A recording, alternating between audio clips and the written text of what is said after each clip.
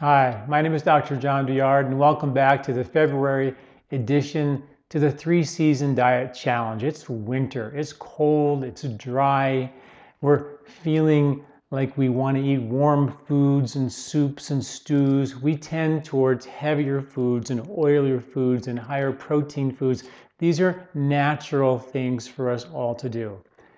Today I want to talk about the 3 tastes that actually balance winter or balance vata properties. And those 3 tastes are sweet, sour, and salty taste. Now remember, in Ayurveda, winter is vata season. Winter is governed by wind, governed by air. It's cold and dry. Some of you have a lot of winter, a lot of vata in your constitution. You are probably feeling more cold and dry this time of the year than any other time of the year. Thus, nature provides the antidote, the whole idea of this 3-season diet challenge concept of warmer soups and stews and nuts and seeds and heavier protein, heavier, higher fat foods. That's the nature of this season. So we're hopefully all on track for that. So it's easy to kind of find those heavy foods, but sometimes you can navigate some different foods, more foods, a variety of foods based on the 3 different tastes, sweet, sour, and salt. Sweet, sour, and salty foods calm vata. So when you think of vata, you can think of sweet, sour, and salty foods. The other 3 tastes, pungent, bitter, and astringent, they are kind of stimulating and they aggravate vata. So the general rule of thumb is to think of sweet, sour, and salty foods. And sometimes, we're going to talk about here in a second, pungent foods. We'll get to that in just a second. When we are eating in the winter, sweet foods, think of them. Sweet foods are all of your grains, your root vegetables are all generally sweet. Those have calming influences on vata. Sweet is both cooling and calming. And sweet is valuable for vata in the winter because of the calming effect. Remember, there's 2 things that happen to us in the winter. 1, we get cold, and 2, the coldness aggravates our nervous system and it disturbs our vata, aggravates our ability to go to sleep, handle stress. We become more anxious, worried. Things like that happen in the winter time. So the idea is the sweet tastes have a calming effect on the nervous system. So they're really good to calm vata. The good thing about sweet foods is that generally they're heavier. So even though they're a little cooling, they're heavy, like grains are heavier, nuts and seeds are sweet and they're heavy. They have heavier oily properties generally that help to antidote the vata. So they tend to have more of these vata balancing properties, warmer, heavier properties to balance vata, than they do have cooling properties. But they're also good in the summertime, which we'll talk about in a couple of months, and they have a cooling effect as well, and we'll talk more about that later. So, but sweet foods have value. The other 2 tastes, sour and salty foods, they are just plain old warming. Sour foods like lemons and pickles and things like that, they will strengthen and heat up your digestive fire.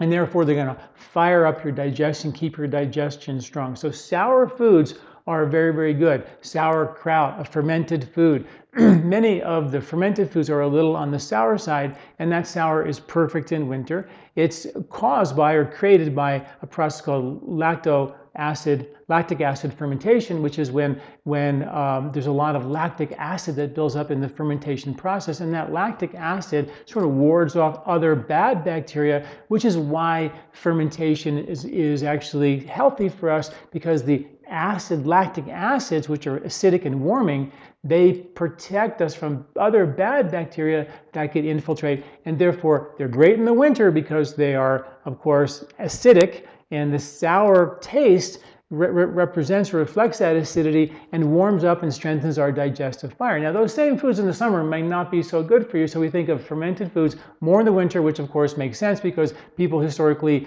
when they needed to ferment their foods to preserve them through the long winter months. Come spring and summer, you've got plenty of food generally from your garden, and you don't have to ferment or preserve your foods. So the sour tends to really kind of strengthen the digestive fire, and the salty taste, that's another type of preservative as well. But also the salt, you put salt on your ice when it's cold outside, and it melts the ice. Salt will warm you up. So sour and salt warms everything up, the whole body, increases circulation, warms the body up, and sour warms the body, but mostly the digestive process. And of course, the sweet is a very calming influence. Now, interesting, a lot of fast food restaurants have these three tastes kind of predominating on their menu: sweet, sour, and salty foods. McDonald's, for example, has the sweet milkshakes. I think they actually put sugar on their French fries along with salt, and they have pickles on their burgers. So they have a lot of these sweet, sour, salty tastes, which instantly calms our vata, instantly makes us feel calm. Those foods are very heavy and hard to digest, so they also have that heavy calming of vata. So if you're going in there sort of winter, riled up, stressed out, nervous, anxious, then those foods will have that calming influence. Not to say that they're easily digested, but they do have a calming influence. So Ronald McDonald must have known this. He went to India 30, 40, whatever it was, 50 years ago, and figured out that we live in a vata-aggravated culture of society. People are going 90 miles an hour, and what they actually need are foods to help calm them down. So they created a restaurant with sweet, sour, and salty foods predominating on their menu. So those are the three tastes that work. Now, my little trick on pungent foods, my favorite pungent food, I wrote an article about this recently, my favorite pungent food in the winter is ginger. Now, ginger is also called the universal spice. It's tridoshic, meaning it's good for vata, pitta, and kapha, so it's good for everything. But you've all tasted ginger, and you know it's actually pungent. It's classic pungent taste. Pungent foods are not necessarily good for vata in general, spicy foods, because they are too stimulating for the vata. They will warm you up, so they'll give you some of that, but they can overstimulate the vata, so they're not classically used as part of the vata pacifying diet. However, the ginger, because it's a universal spice, good for all three doshas, has unique and special properties. Ginger is a great agent for digestion, for circulation. It helps to thin the mucus. It has immune building properties, antimicrobial properties, supports the production of your own digestive acid, the environment for good microbes to proliferate. And all these are actually well-documented studies on ginger and the benefits of ginger. So we want to maybe add a little ginger, even though it's pungent, into your winter mix. In fact, one of my favorite stories about ginger was they grew ginger, and I think it was in 2012, in the area they were growing it, the research showed that it was an extremely hot year. And they did a study where they had soil growing ginger with very low microbes in the soil and soil that had a lot of microbes in the soil. And in this extremely, extremely hot year, the soil without the microbes, the ginger didn't grow very well, but the soil with a lot of the microbes grew fantastically well. The microbes seemed to help protect the ginger from excess of not being broken down by the heat, and it had still a great high yield for that crop. The next year in 2013 was an extremely very wet year, and they had the same soils, a high microbial soil and a low microbial soil.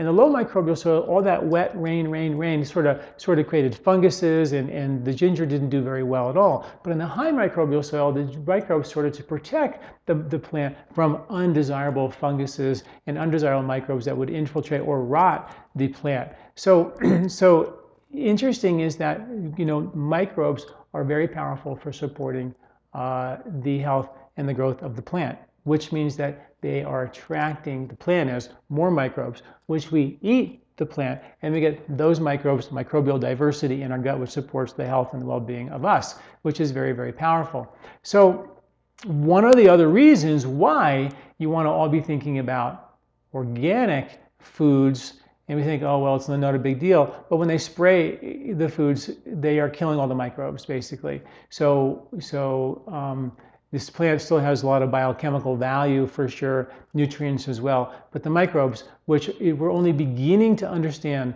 the blueprint, the intelligence, and the profundity on our health that these microbes have when we eat them. And so we want to do our very best to eat organic foods that have a lot of different microbes, significantly more microbes on organic plants than on. It's kind of weird to think that you're eating organic and there's way more little bugs on that plant than there are on the conventional food. So think about more organic, and that's one of the major reasons why we want to be thinking about organic foods. And then last but not least is a little recipe that I like, including all these winter balancing agents and for your digestion. We want to keep our digestion strong always, particularly in the winter when we are digesting harder to digest, heavier, higher protein foods. And quite naturally, the digestive fire is stronger in the winter, but sometimes it could use a little nudge and a little boost. And we do that with one of my favorite recipes is take ginger and slice it into small dime-sized little pieces, sprinkle some salt because it's heating, and squeeze some lemon on it, and then you can take one or two and chew those before a meal. A great, great simple recipe to get the benefit of warming spices for the winter months to boost digestive strength and all the benefits you get with ginger and a better digestive strength. Another little recipe that I like as well while we're on the topic is taking ginger again and squeezing it with a clove press, getting the juice out of the ginger, and then adding with that juice equal parts honey, raw honey, and then a pinch of salt, and you can stir that and take a teaspoon of that before the meal. Now you have the sweet taste and the salty taste, and you also have the warming taste, the warming effect of the ginger on digestion. Two ways to boost your digestion this winter. We still have a little bit more winter to go. Hang in there, thinking a lot about more of the warming foods, more of the cooked vegetables. If you're a big smoothie maker, think about making it warm, not cold. If you're a really big smoothie maker, think about having a smaller smoothie with a meal that you can eat and drink a little bit of smoothie and eat most of your foods. We are sort of wired to chew and swallow, and there's a lot of value, a lot of studies about the value of chewing our food. And a lot of us now, we just drink a lot of our meals, and in the long run, I don't think that's going to be in our best interest. In the short run, in a small amount, micronutrient support, a lot of fiber, I get it, it could be great, but be aware that we are really designed to chew our foods, and then juicing or blending your food, your vegetables for a better absorption of micronutrients. I get that.